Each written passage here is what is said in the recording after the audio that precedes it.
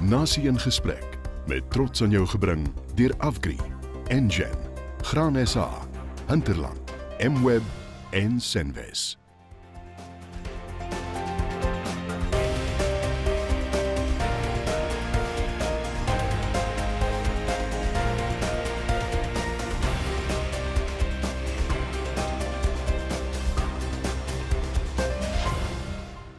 Histories was water en landbou nog altyd belangrike en nou verwante onderwerpe, maar dis asof dit 'n nuwe dringendheid die afgelope paar jaar ontwikkel het omtrent hierdie velde.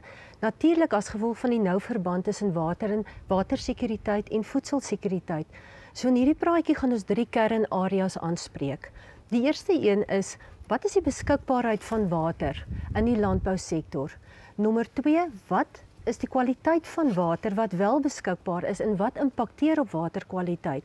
En die derde een, en dis die lekker een, is afvalwater. Sien ons dit as afval en vuil water? Of is daar 'n manier wat ons na afvalwater kan kyk as 'n hulpbron wat van waarde kan wees in die landbousektor en in die watersektor? As ons kyk na navorsing en ons kyk na projeksies, dan sien ons dat die aanvraag na water toeneem oor tyd en ons sien dat die voorsiening in water nie noodwendig in balans bly met daardie aanvraag nie. Wat dit beteken is dat as ons teen die jaar 2030 kom, gaan ons 'n 17% tekort sien. So ons gaan 'n wanbalans tussen voorsiening en aanvraag na water sien. So daar is nie meer water nie. So ons moet nou kyk na ander maniere om water aan te vul of om dit meer doeltreffend te gebruik. Die tweede kernarea waarna ons gaan raak is waterkwaliteit. Ons kan soveel waterkwantiteit hê as ons wil, as wat ons moontlik kan hê, maar wat is die kwaliteit van die beskikbare water? Nou, mens hoef net na die nuus te kyk, jy kan net jou koerante lees en dokumentêre programme volg om te weet dat die status van ons damme regtig nie na wense is nie en dat daar op vele maniere menslike en diere en omgewingsgesondheid op een of ander manier aangeraak word. Wat is die bronne van hierdie besoedeling? Kom ons konsentreer net op 2 vir hierdie sessie. Die eerste een is munisipale rioolsuiweringswerke. Nou, alhoewel Suid-Afrika bekend is vir sy uitmuntende bedryfskundigheid en ingenieursontwerpe, het ons ook munisipale rioolwerke wat nie op standaard presteer nie. Wat gebeur in so 'n geval? Wel, in so 'n geval dan het jy half behandelde riooluitvloeisel wat in damme en riviere invloei, of sommige tye selfs rou riool wat nie eers by die suiweringswerke uitkom nie, wat vanaf pompstasies direk gestort word. En wat gebeur is, daardie afvalwater is baie ryk aan fosfate, aan ammoniakke, soms nitrate, Escherichia coli en fekale koliforme, en dit alles beland in ons natuurlike waterbronne. Natuurlik is landbouafloop ook 'n groot risiko, en dis baie belangrik dat boere kyk na die toepassing van kunsmis op hulle lande en hoe hulle stormwater hanteer, want daardie nutriënte beland ook in ons natuurlike waterbronne. Wat gebeur as daai nutriënte in ons damme en riviere beland?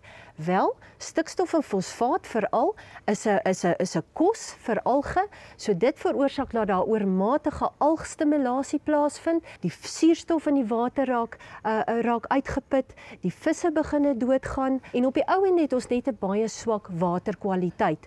Kom ons kyk nou na afvalwater.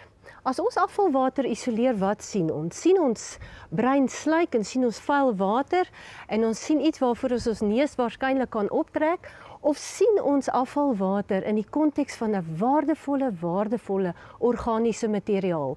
Kom ons kyk na die bronne van hierdie waardevolle materiaal. Ons kyk na munisipale rioolsuiweringswerke wat by die dag tonne en tonne organiese materiaal produseer. Kom ons kyk na die boerdery en die landboubedrywighede, veral beesboere, hoenderboere en varkboere sit op waardevolle substrate uit wat organiese materiaal aanbetref. Nou, hoe kan ons hierdie organiese materiale benut? Die eerste manier is die organiese materiale self is 'n waardevolle substraat vir energie, maar ook as rou materiaal vir verdere sintese en fermentasie. Die stikstof en fosfaat is 'n belangrike kunsmis element in die landboubedryf. Gesuiwerde uitvloeisel is 'n baie waardevol in terme van besproeiing, en dan laastens hitte en energie. En enige boer wat 'n pomp aandryf of enige meganies elektriese toerusting het, sal verstaan die waarde van energie in 'n boerdery. as ons moet saamvat, dan sien ons afvalwater moet ons na kyk as 'n baie kosbare hulpbron en hoe kan ons dit aanwend tot voordeel van landbou en van die watersektor om voedselsekuriteit te bevorder. En dan, wat mens graag sou wou sien, is dat tegnologie meer navorsing en meer toepassing begin geniet in Suid-Afrika om dit tot op kommersiële skaal te dryf. Dit sal goed wees om meer vennootskappe te sien tussen munisipaliteite, industrie, die landbousektor en die navorsingsbedryf.